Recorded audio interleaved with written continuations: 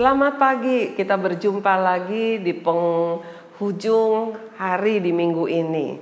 Sudah ada yang jawab belum teka-tekinya yang kemarin? Sudah? Belum? Oke, kita siapkan dulu. Kita mau menikmati sarapan sorgawi pagi ini. Mari kita naikkan pujian Selamat Pagi Bapa.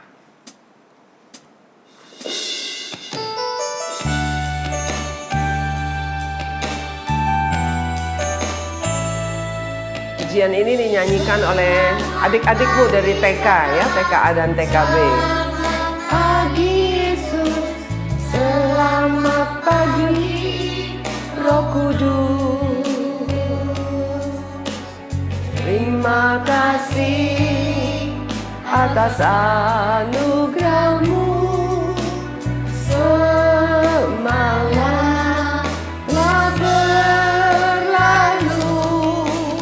Ku memuji, ku bersyukur, memuliakan nama-Mu.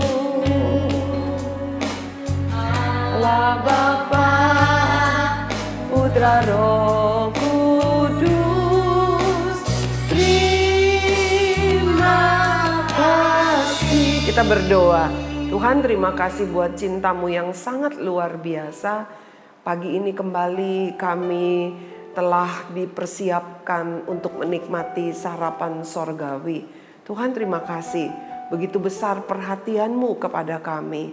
Dan kami juga sudah menyiapkan piring hati kami untuk diisi penuh dengan firman-Mu. Dan kami menjadi kenyang, sehat, iman kami tetap kuat, iman kami tetap teguh di dalam Yesus Kristus Tuhan. Terima kasih Bapa, kami siap menikmatinya dalam nama Yesus. Amin. Tuhan yang begitu mengasihi kita, Tuhan yang sudah datang ke dalam dunia menjadi Yesus Kristus Tuhan. Firman Tuhan pagi ini berjudul Yesus Tuhan mengerti diriku. Ya, Yesus Tuhan yang datang ke dalam dunia, Allah Tuhan yang datang ke dalam dunia sebagai Yesus Kristus, Dia mengerti diriku, katanya dirimu, diriku, dirimu. Kamu bilang dirimu, dirimu dan diriku. Mari kita naikkan dulu pujian. Jalan serta Yesus. Yuk olahraga yuk. Jalan serta Yesus, jalan sertanya setiap hari. Jalan serta Yesus, serta Yesus selamanya. Jalan dalam suka, jalan dalam duka, jalan sertanya setiap hari. Jalan dalam suka, jalan dalam duka, serta Yesus selamanya. Jalan serta Yesus, jalan sertanya. Jangan ketinggalan jalan berserta Yesus. Jalan Jangan seperti domba yang hilang nanti ya. serta Yesus selamanya. Ikuti terus gembalamu. Wow, luar biasa. Pujian ini kayaknya pujian anak-anak ya. Tapi maknanya sangat luar biasa. Jalan beserta Yesus di waktu suka, baik di waktu duka. Artinya dalam setiap saat, setiap detik hidup kita berjalan bersama Yesus Tuhan.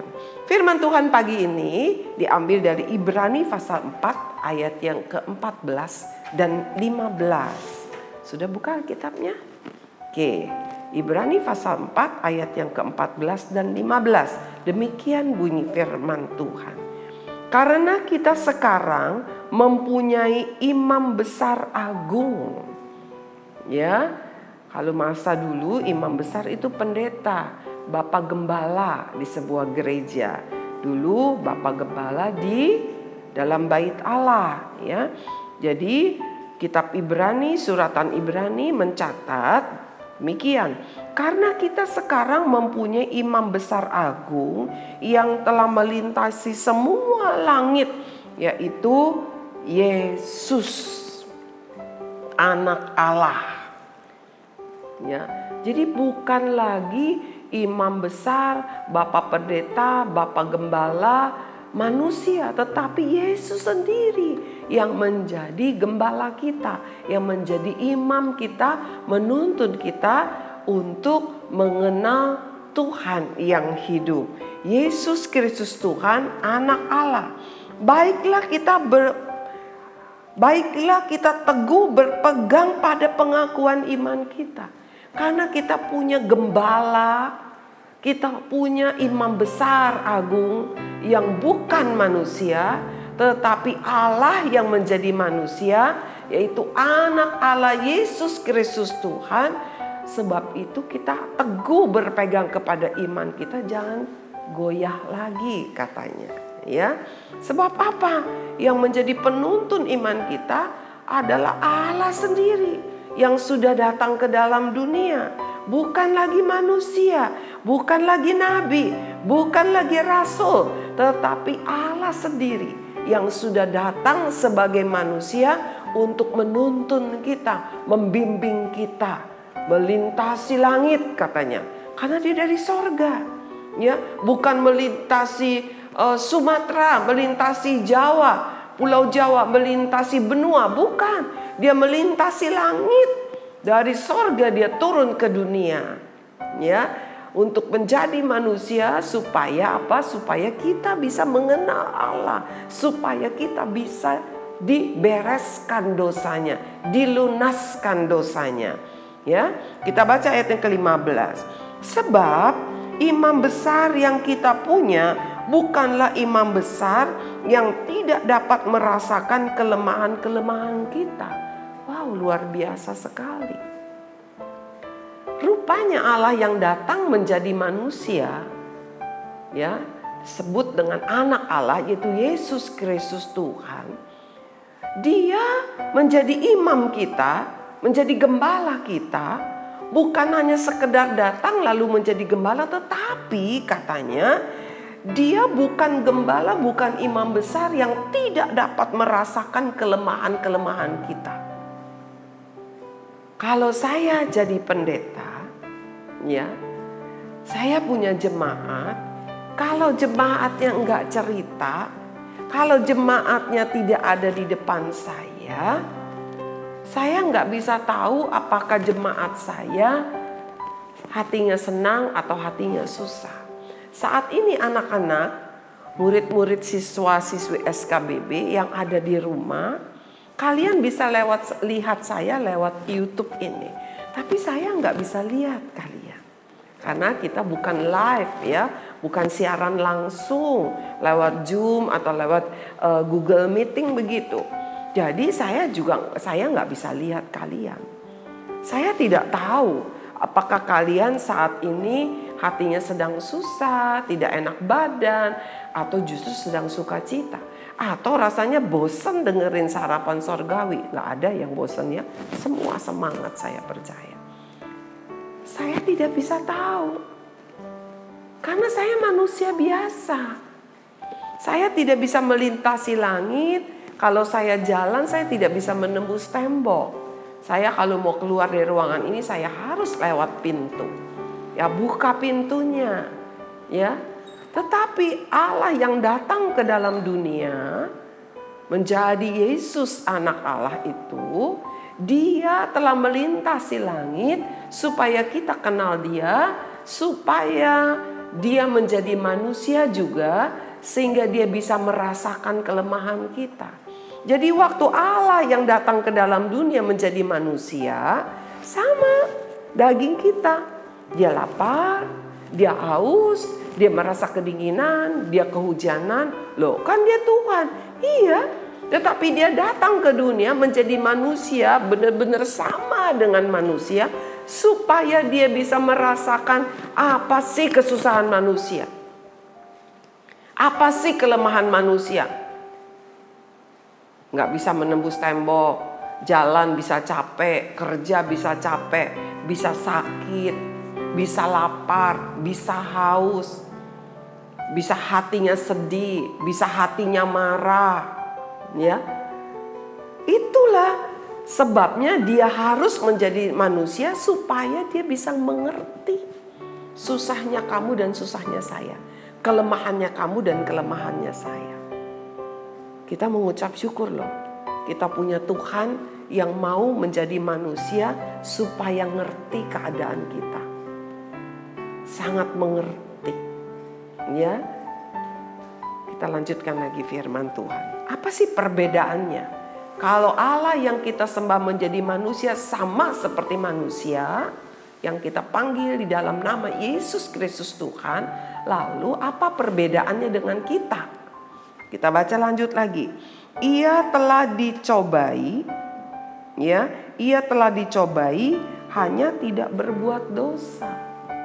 Iblis kan seringkali mencobai manusia supaya jatuh ke dalam dosa. Yesus Kristus pun telah dicobai oleh iblis, tapi dia tidak jatuh di dalam dosa. Dia tidak mau melakukan dosa. Dia tidak berbuat dosa. Itu perbedaannya. Ya, manusia dari sejak lahir sudah ada benih dosa. Oleh sebab itu manusia cenderung berbuat dosa. Ya. Keinginannya seringkali ingin berbuat baik, jadi berbuat dosa. Tetapi Allah yang datang ke dalam dunia menjadi manusia, dia tidak berbuat dosa meskipun dia sama dengan manusia, punya daging yang bisa sakit, punya daging yang bisa luka, bisa hatinya sedih, bisa hatinya marah, bisa kesel, bisa mengalami kelemahan-kelemahan, ya. Seperti itu, bisa lapar, bisa haus, tetapi bedanya dia tidak berdosa. Lalu mengapa dia mau menjadi manusia? Supaya dia bisa merasakan kelemahan kita, supaya dia bisa mengerti keadaanmu, supaya dia bisa mengerti keadaan saya.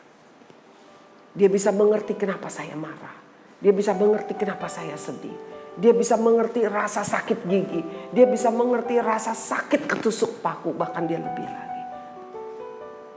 Anak-anakku yang Tuhan sayang, saudara-saudaraku yang ikut mendengarkan firman Tuhan pagi ini.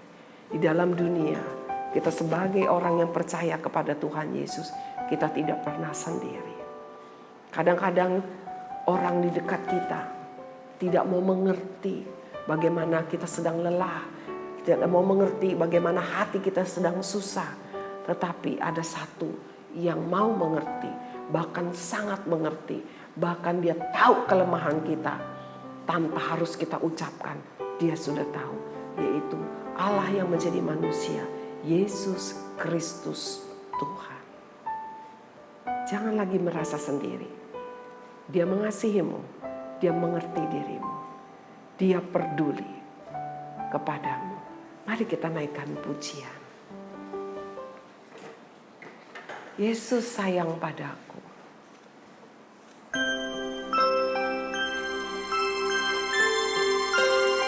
Kita tundukkan kepala, kita berdoa.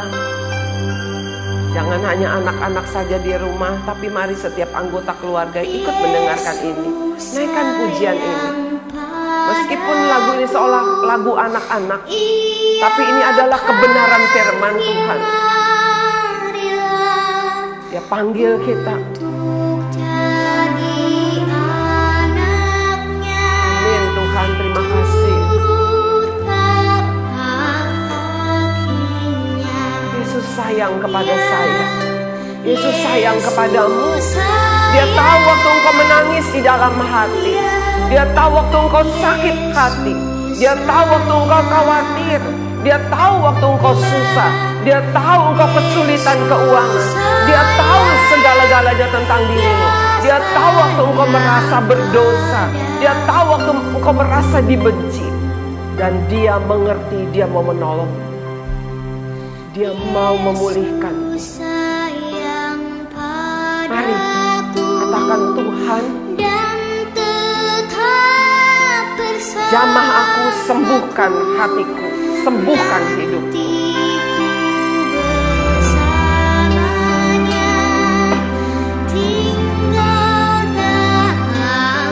Terima kasih Tuhan Yesus, karena Engkau telah datang menjadi manusia untuk mengerti keadaan kami, untuk mengerti bagaimana kelemahan kami. Tidak ada Tuhan lain yang melakukan itu selain Engkau, Yesus Tuhan. Kami mengucap syukur. Kami mengucap syukur karena Tuhan memanggil kami untuk menjadi umat-Mu. Karena Tuhan mengasihi kami. Tuhan tidak minta uang kami. Tuhan tidak minta nyawa kami. Tetapi Tuhan datang ke dunia justru untuk mati bagi kami. Untuk menanggung kelemahan kami. Untuk menyembuhkan hidup kami. Mari Tuhan Yesus, inilah hidup kami. Inilah diri kami. Pulihkan kami. Kami tidak mau kehilangan Tuhan. Kami tidak mau mengganti iman kami. Tetapi kami mau tetap berpegang teguh kepadamu, Yesus Tuhan. Allah yang menjadi manusia. Terima kasih Bapa. Di dalam nama Tuhan Yesus kami berdoa dan mengucap syukur. Amin. Tuhan Yesus tidak pernah membiarkan kita sendiri. Dia tahu segala kelemahan kita. Tujuannya dia mau menolong kita. Dia mau memulihkan kita. Jangan pernah ragu kepada kasih-Nya. Tuhan memberkati. Sampai bertemu di hari Senin.